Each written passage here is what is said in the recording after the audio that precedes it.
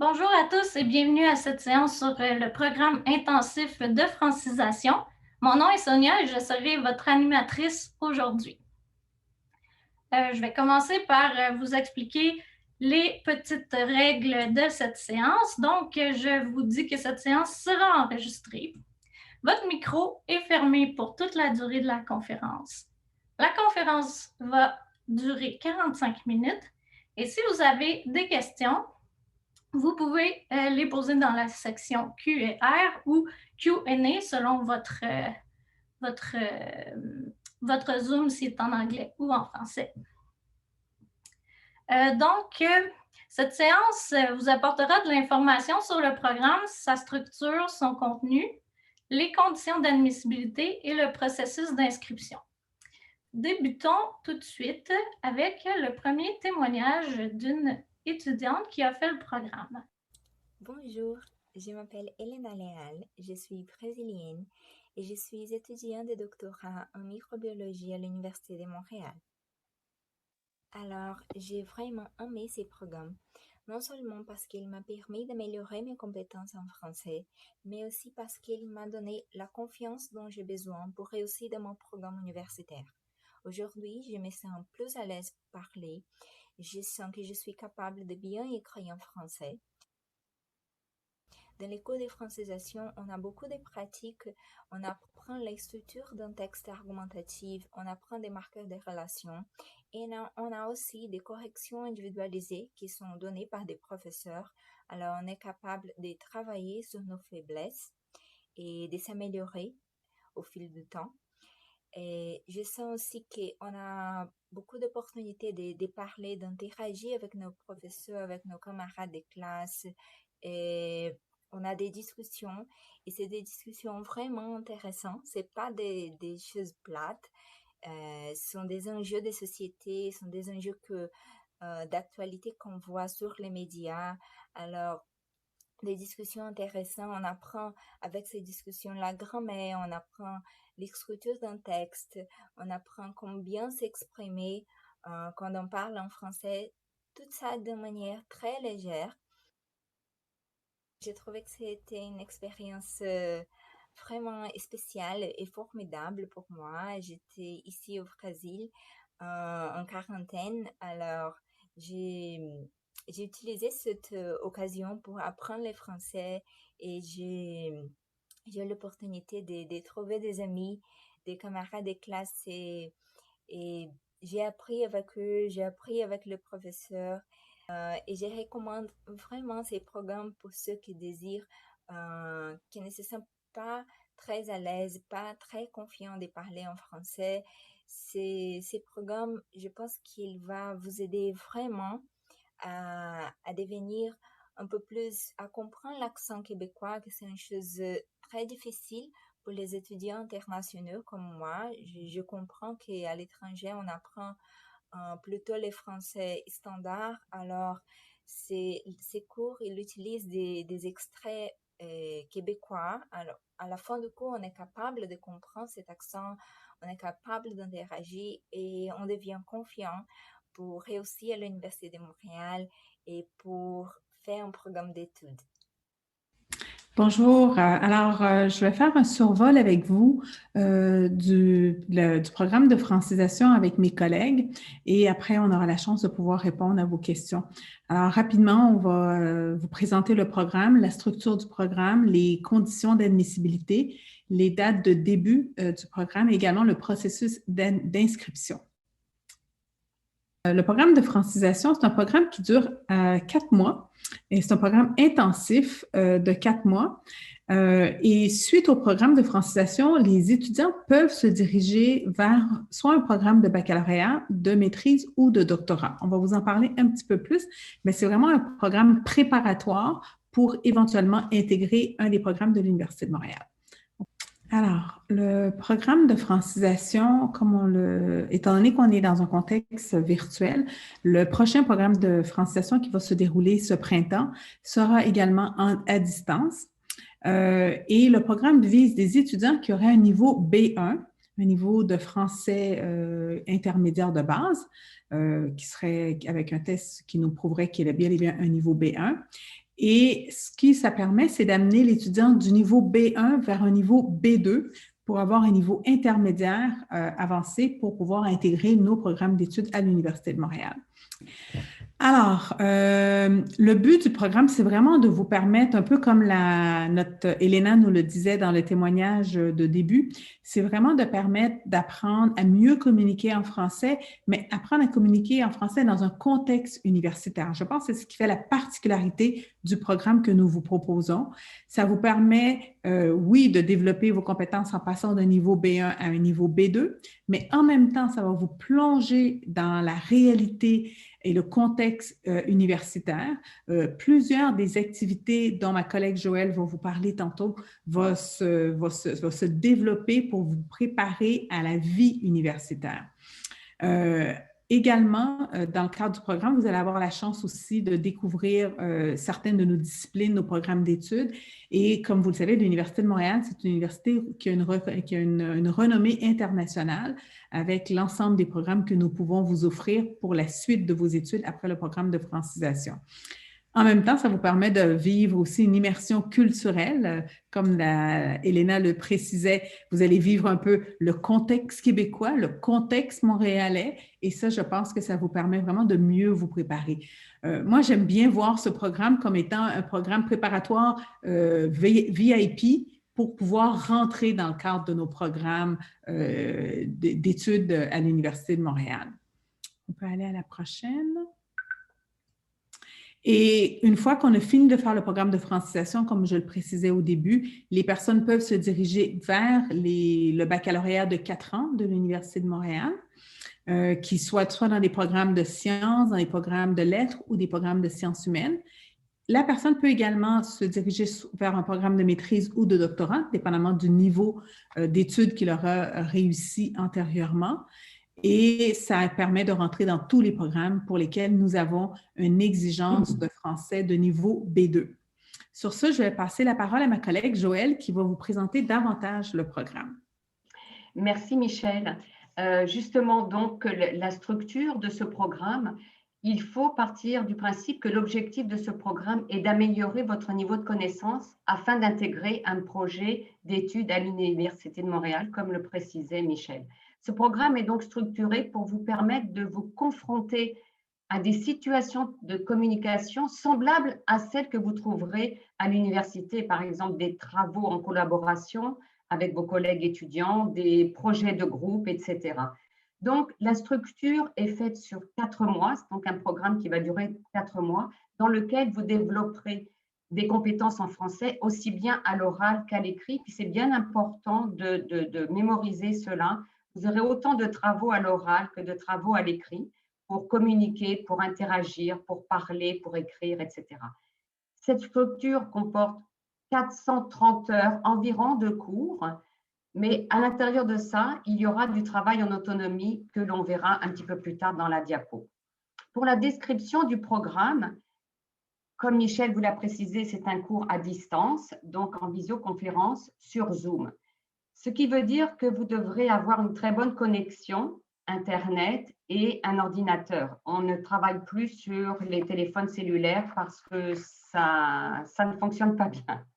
Donc, vous serez appelé à travailler, à échanger avec d'autres étudiants de votre groupe par Zoom. Au niveau des exercices à travailler de manière autonome, je vous ai parlé tout à l'heure du nombre d'heures de cours. Il faut savoir que dans ce programme de 430 heures, il y a une partie très importante qui vous appartient, qui est ce travail en autonomie. Puis j'insiste là-dessus parce que ça fait partie, et cette partie-là est aussi importante que le cours en lui-même. Vous serez appelé à travailler environ 130 heures en autonomie. On ne vous laisse pas tout seul en autonomie, ce n'est pas ça la question, c'est qu'on vous donnera des travaux à effectuer, des révisions à faire et des préparations pour les cours à venir. Donc, j'insiste, cette partie-là est très importante. Au niveau de l'accompagnement personnalisé, vous serez accompagné par 3 enseignants, un le matin, un l'après-midi et le 3e dédié au projet intégrateur. Ça, je vais vous en parler dans quelques minutes. Vous bénéficiez de cet accompagnement et ça va vous donner un suivi, des rétroactions, des retours sur vos travaux que ce soit des travaux individuels ou en groupe. Et ça, toutes les semaines, vous aurez cet accompagnement. Alors, pourquoi cet accompagnement? L'objectif, justement, il est d'assurer la bonne progression de votre apprentissage, mais aussi de vous donner des outils complémentaires pour atteindre vos objectifs si parfois vous vous rendez compte qu'il y a des lacunes dans telle ou telle compétence, que ce soit à l'oral ou à l'écrit. Donc ça, ils sont très bienveillants à ce niveau-là pour faire ce suivi au niveau de l'accompagnement. On peut passer peut-être aux thématiques abordées. Donc, dans ce programme de 430 heures, nous allons développer 5 thématiques. Et dans chacune de ces thématiques, il y aura un travail qui sera dédié au projet intégrateur. Ce projet intégrateur fait partie intégrante de ces 5 modules et il servira de travail à présenter à la fin du programme. Donc, à chaque module, vous aurez un travail dédié au projet intégrateur. Donc, pendant les 4 mois, vous aborderez différentes thématiques, à savoir pour comment dirais-je, pour le module 1, vivre à l'université. Michel vous en a parlé tout à l'heure. C'est oui un cours de francisation, mais c'est un cours de francisation universitaire. Et là, vous allez pouvoir, par exemple, découvrir le fonctionnement de l'université, ses services, établir le profil de l'université, réaliser une entrevue avec un étudiant et d'autres exemples. Le deuxième module, vous allez voir comment vivre à Montréal ou vivre à Québec et on peut le faire même à travers un Zoom. Beaucoup d'étudiants nous l'ont dit. Donc, vous allez découvrir les quartiers de Montréal, découvrir les régions du Québec. Vous verrez aussi le statut du français. Quel est le statut du français au Québec? Quelle est la place du français au Québec? Et vous découvrirez les différentes activités culturelles et sportives du Québec. Le troisième module, qui est un peu plus important parce que beaucoup plus vaste, on va parler des enjeux de société. Et là, par exemple, vous allez établir la chronologie de l'évolution d'un enjeu social. Par exemple, ça peut être le droit des femmes.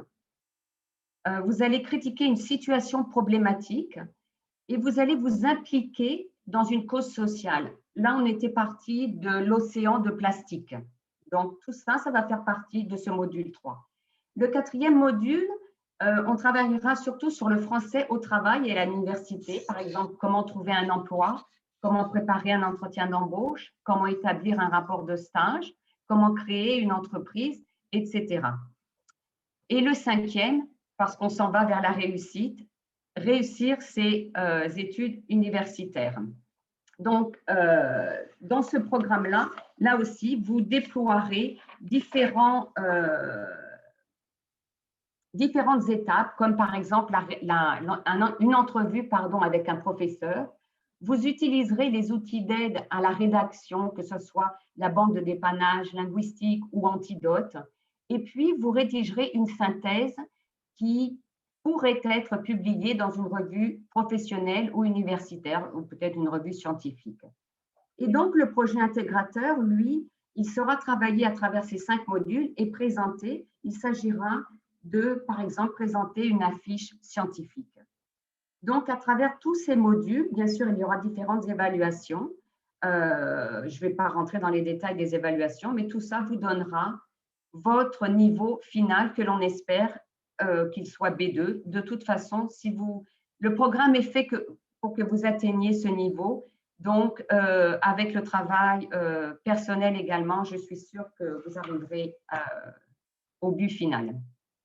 Moi, je vais vous parler des conditions d'admissibilité. Donc, bien sûr, vous l'aurez compris, une des conditions pour être admissible dans le programme, c'est de fournir une preuve que votre niveau de connaissance du français correspond à B1 en compréhension orale et en compréhension écrite. Très important qu'il faut que ça soit B1 dans les deux. B1 équivaut à intermédiaire environ. Et la deuxième condition, ça serait de déposer une demande d'admission dans un programme d'études de l'Université de Montréal. Cette étape-là peut être faite avant le programme ou après le programme, ce qui veut dire que vous pouvez commencer le programme sans avoir déposé une demande d'admission dans un programme d'études, ou vous pouvez commencer le programme et déjà avoir déposé une demande. Donc, au niveau des tests et diplômes qu'on accepte, il y en a plusieurs, notamment, je vous parle du TEF Express. Le TEF Express est relativement peu coûteux. On parle de 50 € environ. C'est un test qui se fait en ligne, mais sinon, vous avez plusieurs tests qui sont acceptés. Je vous invite à aller voir sur notre site. Vous avez accès à tous les tests et on vous met aussi les liens pour aller sur le site Internet du test en question. Donc, au niveau des dates et des coûts, donc la prochaine cohorte va commencer début avril. Ça devrait commencer début avril 2021. Puis, au niveau du coût, on parle de 3 500 $ canadiens pour les 4 mois. Et finalement, comment s'inscrire? C'est super simple, comment s'inscrire. Même si vous allez sur le site, il y a plusieurs étapes. Ça peut paraître un peu intimidant, mais inquiétez-vous pas, c'est vraiment simple. Première étape, c'est simplement de se créer un compte sur la plateforme d'inscription qui s'appelle immersion.umontréal.ca. Donc, une fois que vous êtes créé un compte, vous allez pouvoir remplir le formulaire d'inscription pour le programme de francisation spécifiquement. Et par la suite, vous allez pouvoir téléverser ou télécharger votre preuve de français. Donc, bien important, il faut bien sûr que votre preuve soit pas expirée et que soit une preuve acceptée. Si jamais vous n'avez pas de preuve acceptée quand vous remplissez votre formulaire d'inscription, inquiétez-vous pas. Vous avez aussi le choix de téléverser ou de télécharger une preuve d'inscription. Donc, une preuve d'inscription que vous êtes inscrit à un examen accepté. Donc, on va commencer avec les questions, si vous en avez. En fait, on a encore la même question pour un parcours scolaire en français. Donc, Michel, est-ce que tu voudrais bien répéter en fait ce qu'on a dit plus tôt là, par rapport à la scolarisation en français et aux programmes qui doivent être reconnus?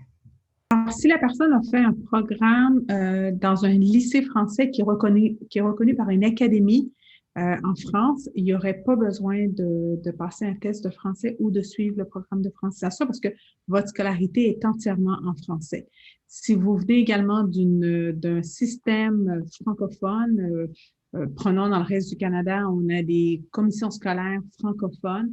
Alors, si la personne provient d'une institution de ce genre, il n'y aurait pas besoin non plus de faire un test de français ni le cours de francisation. Cependant, j'ai vu des questions par rapport à des gens qui venaient soit des États-Unis, qui ont peut-être fait des cours en français, mais si l'entièreté du programme dans lequel vous étiez n'était pas en français, à ce moment-là, oui, il faut avoir un niveau, il faut faire la preuve que vous avez un niveau B2 français pour entrer dans un de nos programmes. Et si vous n'avez pas ce niveau B2, c'est tout à fait le programme qui vous convient.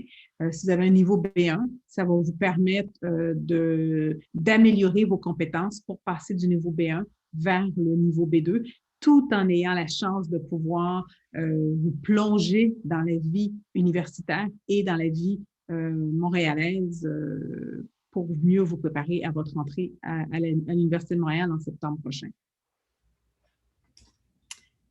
J'ai vu aussi, il y a quelqu'un qui a demandé j'ai vu une des questions tantôt, Sonia, parce que je regardais les questions. Quelqu'un disait, si je suis déjà admis à l'Université de Montréal, est-ce que je peux prendre ce programme? Tout à fait. Parce que si vous êtes admis à l'Université de Montréal et que vous n'avez pas fait votre scolarisation dans un système francophone, vous êtes admis conditionnellement à la preuve que vous avez réussi votre B2, votre niveau de français B2. Alors, si vous ne l'avez pas et que vous avez plus un niveau B1, encore une fois, je pense que c'est tout à fait le bon programme pour vous. Je ne sais pas les autres questions, Sonia. Oui, en fait, est-ce que je peux suivre le programme si je veux faire une demande d'admission pour la session d'hiver? Si je comprends bien la question, on parlait de la session d'hiver 2022. Absolument. Alors, ça, c'est vraiment quelque chose de super important. Puis, j'ai vu une question comme ça tantôt. Quelqu'un demandait, quand j'ai fini de faire le programme, est-ce qu'il faut que je refasse un test de français pour pouvoir rentrer dans mon programme de spécialisation? Alors, non, vous n'avez pas besoin parce qu'une fois que vous avez réussi le programme, je dis bien réussi le programme, il faut avoir atteint tous les objectifs pédagogiques. Et Joël, peut-être que tu pourrais m'aider dans cette question. Il faut avoir vraiment réussi tous l'ensemble des activités pédagogiques pour avoir un certificat de réussite du programme. Si vous avez un certificat de réussite du programme, là, vous rentrez directement dans le programme pour lequel vous avez fait une demande d'admission. Et cette réussite, elle n'est pas seulement pour la session de septembre prochain, elle va jusqu'à, si je ne me trompe pas, Joël, 24 mois? Oui. Exactement. Et c'est bon pour 24 mois. Alors, si vous faites le cours ce printemps, si vous ne rentrez pas en septembre 2021, vous pouvez entrer à l'hiver 2022 et même l'année prochaine, vous pourriez utiliser votre preuve de réussite du programme pour entrer dans un programme. Je ne sais pas, est-ce que tu veux peut-être préciser d'autres choses par rapport à la réussite, Joël? Non, c'est ça. L'idée, c'est vraiment de partir du B1 et obtenir le niveau B2. Ça, c'est sûr, dans les 4 compétences. C'est sûr qu'on parlera de moyenne globale, mais il est évident que c'est bien important d'atteindre ce niveau parce que dans tous les cas, vous aurez des difficultés de compréhension ou d'écrit, d'expression écrite dans l'un de vos programmes. Donc, c'est bien important. Oui, vous avez tout à fait raison. Puis comme Joël le disait tantôt, puis même notre étudiante l'a témoigné dans le témoignage que vous avez entendu au début, il y a quand même beaucoup de professeurs qui sont disponibles pour vous accompagner dans cet apprentissage, dans le développement de vos compétences. Les activités sont très diversifiées, autant par rapport à l'écrit, par rapport à la capacité de s'exprimer. Fait que je pense que vous avez vraiment un beau bouquet d'activités pour vous permettre d'améliorer votre capacité à bien réussir le programme et éventuellement à réussir votre programme d'études à l'Université de Montréal. C'est sûr que vous serez toujours sollicité dans ce programme, que ce soit à l'écrit, à l'oral, beaucoup d'interactions avec vos pairs, c'est-à-dire avec vos collègues étudiants, et puis beaucoup de rétroaction, beaucoup de retours, beaucoup d'aide, de soutien de l'équipe pédagogique, de vos enseignants. Oui. Sonia, est-ce qu'il y avait d'autres questions? J'ai vu quelques questions par rapport au test qui était accepté. Il y a quelqu'un aussi qui a posé une question si les cours de francisation du MIFI sont acceptés. Et aussi Bright, si j'ai bien vu. Alors non, il faut vraiment que ça soit un test ou un diplôme accepté par l'Université de Montréal. C'est la diapositive que je vous ai montrée. Comme je vous dis, si vous accédez au site Internet du programme de francisation, vous allez voir tous les tests qu'on accepte. Mais généralement, c'est DELF, TALF, TEF, TEF Express. Donc, c'est des tests officiels, des tests qu'on accepte. Mais malheureusement, pas les cours de francisation du MIFI. Donc, je vois aussi une question par rapport à quelqu'un qui commencerait son programme d'études en septembre 2021. Est-ce que vous pourriez commencer la francisation avant? Bien sûr, vous pourriez faire la francisation pendant le printemps 2021, donc début avril, qui se terminerait fin d'été. Puis à ce moment-là, vous pourriez commencer votre programme d'études en septembre. Il devrait se terminer mi-juillet. J'ai vu aussi une question. Est-ce qu'il faut passer un examen comme le DELF après avoir fait le cours? C'est ça l'avantage de ce programme-là, puis c'est un très bon avantage. C'est une fois que vous êtes entré dans le programme, donc bien sûr, on va vous demander un examen pour entrer dans le programme de francisation, mais si vous réussissez le programme, comme je l'ai mentionné, qu'est-ce qu'on doit réussir, à ce moment-là, on ne va pas vous demander un examen officiel, on ne va pas vous demander de repasser un test, ça va juste être les tests du programme. Puis vous allez pouvoir rentrer directement dans votre programme d'études.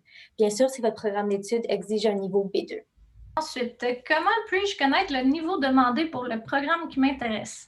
Alors, si vous allez sur la fiche programme, sur le site Admission, si vous allez voir, vous allez avoir la présentation générale. La deuxième partie, c'est la section Admission. Et dans cette section, on précise le niveau de français recherché. Alors, en général, pour entrer à l'Université de Montréal, le niveau B2, c'est le niveau de base qui est recherché. Il y a certains programmes qui peuvent demander un niveau C1 et d'autres un niveau C2. Fait que ça dépend vraiment du niveau programme. Mais je vous dirais que une grande majorité de nos programmes demandent un niveau B2. Et donc, pour faire suite, si on demande un niveau plus élevé que B2, que peut-on faire? On demande un niveau plus élevé que B2. La personne peut commencer par le programme si jamais il y a le niveau B1 pour l'amener vers le niveau B2, mais c'est évident que la personne va devoir poursuivre des cours de francisation. Joël, je pense qu'à la Faculté de l'éducation permanente, il y a également d'autres cours qui existent pour vous permettre d'atteindre un niveau plus élevé. Oui, et puis, ça c'est sûr, on va vous prescrire, entre guillemets, on va vous indiquer, on va vous inviter à suivre un autre cours, que ce soit à l'écrit ou à l'oral, pour améliorer votre apprentissage et qui vous fait défaut pour accéder un département à l'université qui demanderait au-delà du B2. Oh oui, on ne vous laissera jamais tout seul. Et puis même si vous-même, même à la suite de ce programme, vous souhaitez prolonger 1 ou 2 cours de français, il y a beaucoup d'étudiants qui ont suivi le programme, puis qui désirent quand même continuer à s'améliorer et aller au-delà du B2. Oui, on les a invités à suivre un cours de français à l'écrit, par exemple. Oui. Est-ce qu'une aide financière est offerte pour ce programme? Malheureusement, il n'y a pas d'aide financière qui serait possible pour ce programme. Le programme est déjà vraiment un coût, au coût le plus minimum qu'on peut avoir. D'accord. Donc, on a encore quelques minutes. Il reste des questions. On voit qu'il y a encore d'autres questions qui rentrent. Alors, on va s'assurer de répondre à toutes vos questions avant pour que vous ayez les réponses minimales que vous recherchez ici. Alors, un peu toutes mes collègues, on va se déployer pour pouvoir y répondre. Mais je vous invite fortement à aller regarder l'information sur la page web par rapport au programme et n'hésitez pas à nous relancer à d'autres moments pour avoir plus d'informations sur le programme. Je dois vous avouer que les étudiants qui ont fait la première cohorte du programme, pour avoir eu la chance de parler avec certains d'entre eux, ils ont trouvé vraiment que c'était une super belle expérience d'apprentissage du français, une belle expérience d'apprentissage de la vie académique dans un contexte nord-américain, dans un contexte montréalais, et aussi une belle communauté qu'ils ont découvert. Plusieurs d'entre eux m'ont dit que ça a été super agréable pour eux parce que dans le cadre de la première cohorte, on avait des étudiants brésiliens, mexicains, colombiens, de la Chine, du Canada. Alors, je pense que Joël, il y avait beaucoup de plaisir interculturel dans le cadre du programme. Fait que je pense que c'est aussi c'est un beau milieu de réseautage que vous allez amorcer avant même de pouvoir commencer vos études à l'UDM. Oui. Oui, je vais me permettre de répondre à quelques questions avant de quitter. Alors, il y a plusieurs personnes qui demandent, j'ai un DAL, j'ai tel test, est-ce que c'est accepté? DAL, c'est accepté. Par contre, bien important, il faut que votre niveau soit B1 en compréhension écrite et en compréhension orale. Si votre niveau est plus haut, vous n'êtes pas admissible malheureusement au programme, mais vous avez déjà un niveau plus haut que B1 et B2. Donc, pour le TFI 605, si je ne me trompe pas, Joël, peut-être tu peux me corriger, c'est un B2 et non un B1. Sinon, je vous invite à communiquer ou à consulter le site du Centre de communication écrite, qui est l'instance responsable de l'exigence du français. Et vous allez voir tous les seuils, quel est l'équivalent d'un B1, quel est l'équivalent d'un B2. Donc, je vous invite à voir ça. Combien d'heures de cours chaque jour? On parle d'une vingtaine d'heures par semaine et non par jour. En fait, c'est ça. Ce sera 2h30 le matin, 2h30 l'après-midi. Enfin, ce serait, on va le confirmer, mais je pense qu'on s'enligne pour ça. Du lundi au jeudi. Le vendredi matin, ce serait vraiment la partie des étudiants de travail en autonomie. Et on garde toujours le vendredi après-midi de 2h dédié au projet intégrateur. Ça, c'est les cours. Tout le monde a bien compris que le travail en autonomie, ce n'était pas juste le vendredi matin, mais il y en avait tous les jours. C'est le vrai travail universitaire. Puis, j'ai quelques personnes qui demandent s'ils n'ont pas de test, qu'est-ce qu'ils peuvent faire. Donc, comme je disais, il n'y a pas de problème. Si vous n'avez pas de test, vous pouvez vous inscrire et au lieu de télécharger, quand vous allez remplir votre formulaire d'inscription, au lieu de télécharger une preuve, un diplôme ou un test, vous avez simplement à télécharger votre preuve d'inscription. Donc, simplement pour dire « Je suis inscrite à un test qui est accepté ». Puis nous, avec ça, on peut aller de l'avant, on peut commencer à aller de l'avant avec votre candidature. Voilà, c'est tout le temps que nous avons. Je vous remercie de votre présence et de votre patience, étant donné les petits problèmes que nous avons eus en début de présentation. Merci beaucoup, Michel, Joël et Jasmine.